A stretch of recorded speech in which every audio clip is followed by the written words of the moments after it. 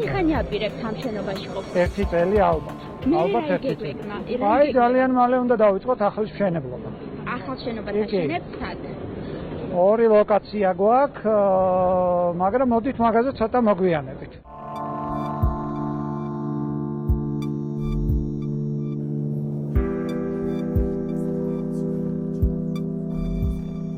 Თქვენი სამინისტრო ეხლა არის ნაქირავებს შენობაში. სამწუხაროდ.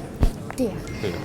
ეს შენობა, როგორც ვიცი, იქირავეთ ერთი წლით, მაგრამ გაგრძელდა ეს იჯარის ხელშეკრულება და რაიმე გეგმა ხომ არ გაქვთ? რა თქმა უნდა. ანუ რას აპირებთ? ვაპირებთ, რომ არ ვიყოთ ნაქირავებს შენობაში, რაც შეიძლება მალე.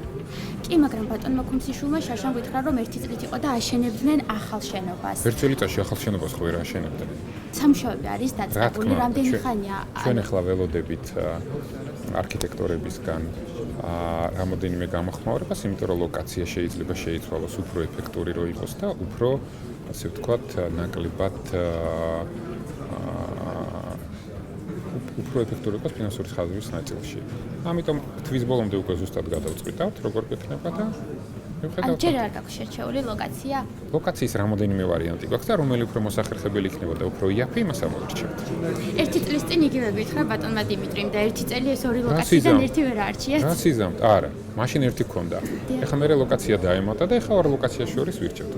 უფრო სწორად სამ ლოკაციას შორის. დაახლოებით რამდენი ხანია? თქვენ თვით ერთ წელში ვერ აშენდებოდაო და კიდევ რამდენი ხანია ბიჭო წელიწადში მილიონი იჯდება დაახლოებით ეს ქირაობა?